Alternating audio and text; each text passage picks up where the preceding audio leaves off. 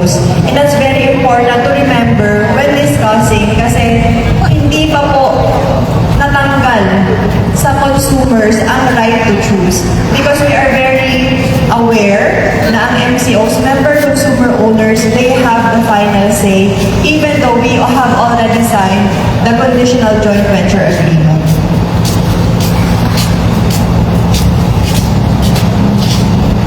Next slide, please. So my role for today po, since medyo mahaba na yung naging discussion natin kung sino si Ignite, sino si Mindanao Electric and Power Corporation, pioneered by Socoteco 2, I'm going to discuss a little bit about the process that has to be had and also kung nasaan na tayo sa prosesong iyon and also the salient features of the joint venture agreement. So if you can see here sa kaliwa, these are the activities that should be led by Socoteco 2. So na-mention ko po na meron na tayong conditional joint venture agreement where the parties agreed conditionally doon sa partnership na tinatawag natin. But it doesn't end there. We must remember Socoteco 2 is still the distribution utility in South Cotabato. So nasa na po tayo ngayon? We have to get the approval of the member consumer owners, which is 50% plus 1. And then, after we get that through a plebiscite, we are required to get the approval of the NEA. So isa po itong IEC na ito. That's why we're going around the franchise area of Socoteco to explain kung ano yung joint venture agreement and to convince you that this is going to be good for the consumers. Para pagdating po ng plebiscite, you have an actual knowledge, you have this idea kung ano talaga yung iboboto according to your conscience. And that's why we are here, we are open, we're going to make ourselves available in case may mga question po kayo para we can assure you that this is for the improvement of the services of Socoteco. After na makuha yung 50% plus 1, which admittedly napakalaking number po, kasi binibilang natin lahat ng MCOs, ilan na sila yung qualified voters, ilan ang kalahati dyan plus 1. That's the number of yeses that we have to get para ma-approve itong conditional joint venture agreement. Kung papalarin kami na makuha ang 50% plus 1 na vote, then Mindanao Power would have to do the activities on the right. We have to get the franchise from Congress, meaning magkakaroon po ng law giving Mindanao Power a franchise to operate as distribution utility. And then we have to apply for our CPC and the ERC. And also get clearance from the Philippine Competition Commission. We say that to say na napakahaba po ng process and we have government agencies to actually make sure that the process is followed and it is proper. Kasi hindi po natin gusto na baka may masabi sila na masyadong naging mabilis or it is railroaded or hindi kami nabigyan ng pagkakataon as MCOs to actually say something or hindi kami naproteksyonan. We have the ERC, we have the Congress, we have the PCC to ensure that your rights are respected. So where are we now in the process?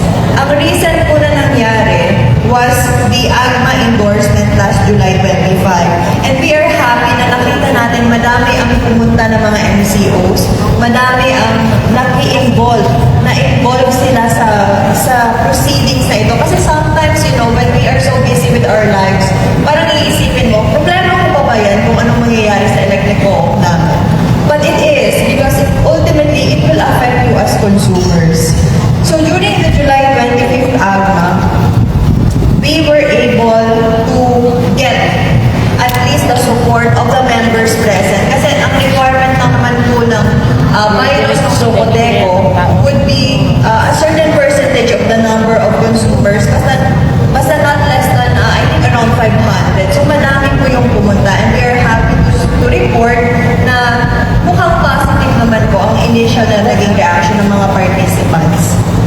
So after the AGMA endorsement last July 25th, Socoteco is required to conduct education information campaign. Tulad ng ginagawa po natin now.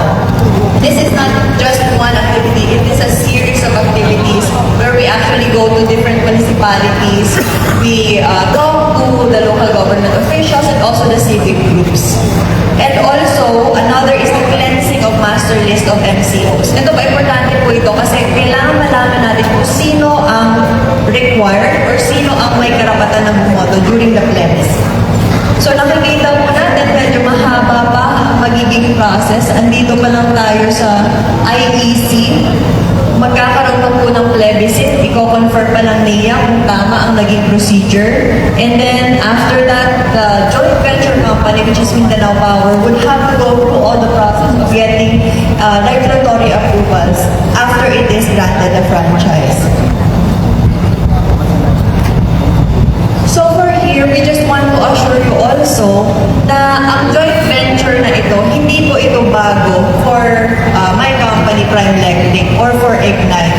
Kasi the people that are running Ignite and yung naka-joint venture po ng Socoteco, meron na po kami experience sa Negros. So I think it was mentioned no, na Negros is a sister of Ignite. We had a similar activity. Parang ganito din po. Nag-municipality and nag-barangay IEC po kami to explain to the people what is the joint venture. So, similar to what is happening now, ito po yung ginawa namin and then nag-conduct po kami ng plebiscite. And luckily, we were able to muster the 50% plus 1 requirement. So before I go into the specific provisions of the conditional joint venture agreement, here are the key features of the proposal. First of all, in the conditional joint venture agreement, the capital needed to rehabilitate and modernize Socoteco 2 will be provided by the joint venture company without Socoteco 2 incurring additional liabilities. So, ulitin po natin, alam natin na madaming requirement na CAPEX, capital expenditure, si Socoteco para ma-improve ang service, para ma-deload ang mga overloaded substation, para ma-improve ang distribution system in general. Kailangan po niya ng capital. And with that, the joint venture company can give that without Socoteco incurring additional liability. I think it was mentioned medyo may mga utang si Socoteco or they find it hard to get funding kasi hindi na-approve ang CAPEX application. That will no longer be a problem with the joint venture because Ignite comes with it financial stability. Second, Socoteco 2 will always remain a partner. Hindi po siya mawawala. In fact, sa pangalan pa lang, hindi na siya mawawala. It's going to be Mindanao Electric and Power Corporation, pioneered by Socoteco 2. So we value the service that Socoteco 2 has provided for several decades in this area, in Soc Sargent. Third, under the conditional joint venture agreement, there are specific provisions to protect the employees. I think hindi naman po kaila sa atin that bilang taga Soc Sargent, there are maybe relatives or people who are employees of Socoteco 2. And always one of the fears is ano mangyayari sa employees? Rest assured that in the conditional joint venture agreement, there are provisions specifically protecting the employees. And finally, one of the major features of the conditional joint venture agreement is the CTO electrification program. Kasi always sinasabi, one of the edge of the co-op is kahit kaano ba kalayo, far-flung area, kahit 5 bahay lang in a very far away place, the co-op is given the government assistance para ma-electrify. And be assured that even with a joint venture, we will do that. We commit to 100% electrification. And what's more, that will be done without additional government funding. Kasi like what I said, we have the financial capability to provide 100% rural electrification. Next. So makikita po natin the transparency of what we are doing. We're very proud of the proposal that we gave to Socoteco 2. And in fact, hindi po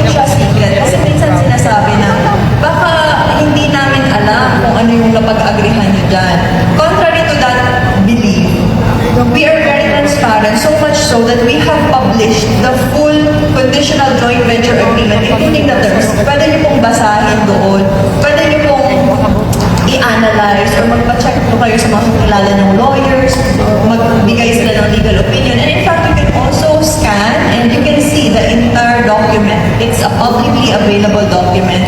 It is notarized, so it's a public document as well. Nasa website po siya ni Socoteco. Nasa 5 major dailies of General Santos and the Soc-Surgeon region. So, hindi po siya tinatago. It's a very open document that you are welcome to scrutinize. And part of my role today is to give you an overview. Medyo mahaba po siya na document, so I'm going to highlight the several important provisions. So here are the salient points of the conditional joint venture agreement. Let's go through the most important terms. So I think here in this slide, makikita niyo po, ang point nito is, ano ang contribution ni Socoteco to kukunin pa lahat ng assets niya? The answer is, it's going to be the distribution assets. Ito yung mga substation, post, wires, meters, lahat na ginagamit para mag-distribute ng electricity. Those are the only things that are going to be contributed to the joint venture company. Ano ang kapalit if they give the distribution assets to the joint venture company? Under the agreement, Mindanao Power will advance 70% of the adjusted value of the distribution assets in cash. Meaning, I think it was asked kanina, how much is the assets, the distribution assets? It amounted around 5 billion. So, 70% of that will be paid in cash. So, malaki po yun. And in the following slides, we will discuss saan mapupunta ang pera. And this is very material because we're part owners of that 5 billion. So, sa next slide, what happens to the remaining 30%? Kasi I mentioned 70% of the cash value of the 5 billion. The 30% will be paid through shares. So, meaning 100% bayad po yan. So, again, the assets as of right now is valued at 5 billion. Babayaran po siya 100% 5 billion. Pero, the composition will be 70% cash, 30% shareholdings for a total of 100%. The shareholdings means si Socoteco 2 nasa board of directors ng Mindanao Power. They are going to have 30% shareholdings which equates to 2 directors and 1 independent director. So ano ibig sabihin po niyan? It means that during the governance, kapag nagde-desisyon ng isang korporasyon, Socoteco will always have a voice in the board. Kasi coming from somebody like More Power, meron din po kami independent director na galing sa Iloilo. So most of our directors are coming from Manila. And during the discussions of the board, the voice of the director from Iloilo is always given weight. Kasi siya yung andoon sa Iloilo, siya yung representative. So we always give the director from the locality his say. So meron kayong representation, assurance that there's always somebody thinking for you, thinking about you during major board decisions. Next, as earlier mentioned, Socoteco will transfer mostly the distribution assets. So meaning, it's not going to transfer everything it owns. What does it mean? Meron po tayong tinatawag na excluded assets. Ito po yung mga cash deposits, bill or meter deposits, but most importantly, real properties. Apomong property, Catolico, Fishmore Substation in Tumbler, all sales offices of Socoteco 2. Why is this relevant? Kasi mahal po ang lupa. Marami po tayo nakalista dito na hindi pa siya included sa 5 billion worth of distribution assets. And what does it mean? At the end of the joint venture, kapag na-execute na ang lahat, Socoteco 2 actually is an owner of a substantial amount of property. Kumbaga hindi siya masi-zero. Porket binigay niya yung distribution assets niya sa joint venture company, it doesn't mean wala na siyang magagawa.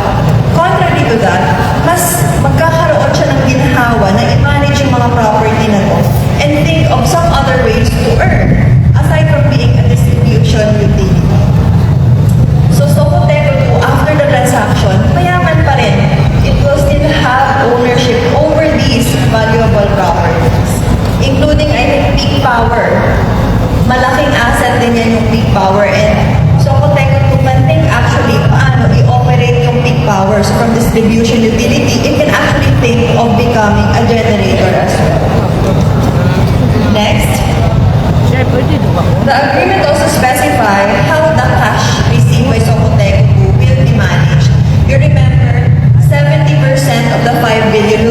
plans by Mindanao Power.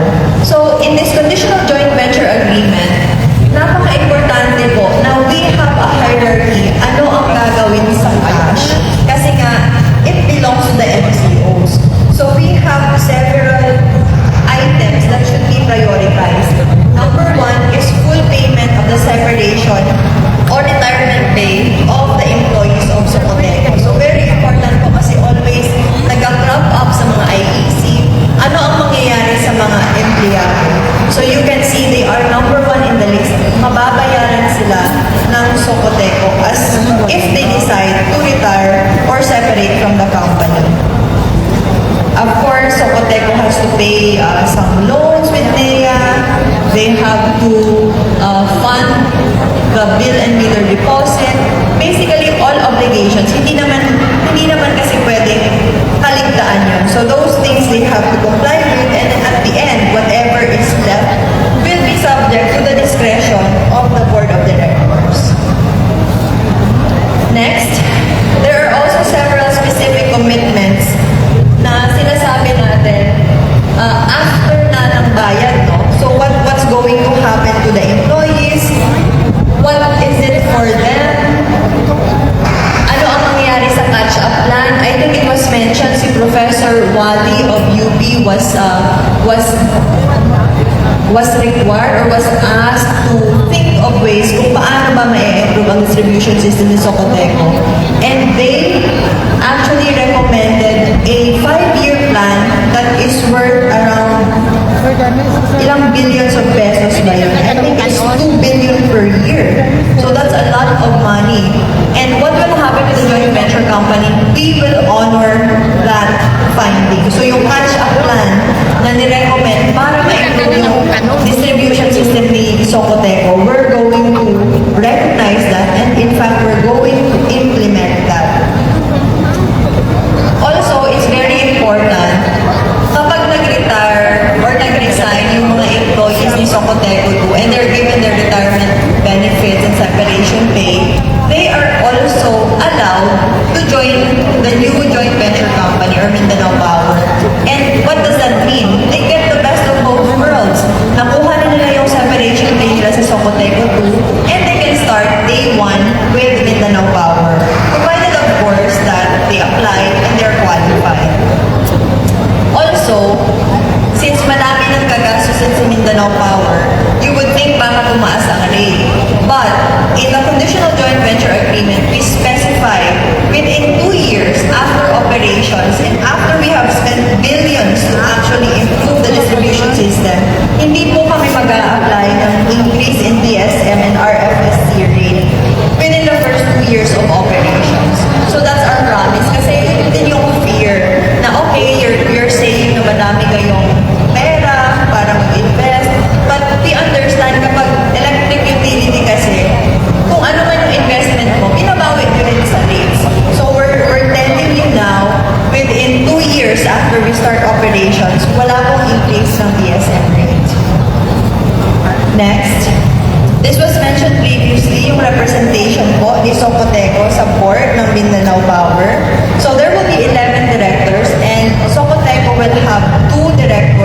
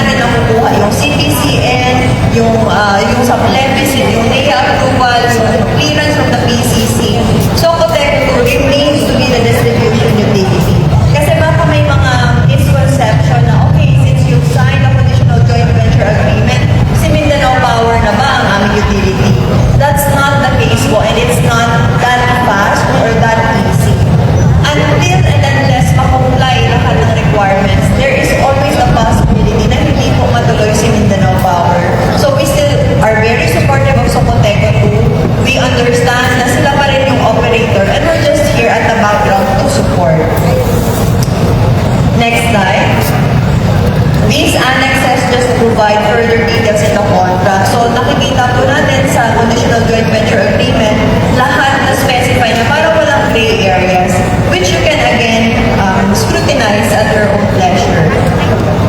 Next. So having gone through the structure and the salient points of the JVA, ano ba talaga ang intention ng partnership? So we're saying, Socoteco needs significant amount of capex kasi I think it's an admitted fact. Medyo may brown out, medyo hindi na kaya ng substation o overload na. Ang daming gustong mag-invest sa Gensan but hindi kaya i-provide ng Socoteco 2 ang power for these investments.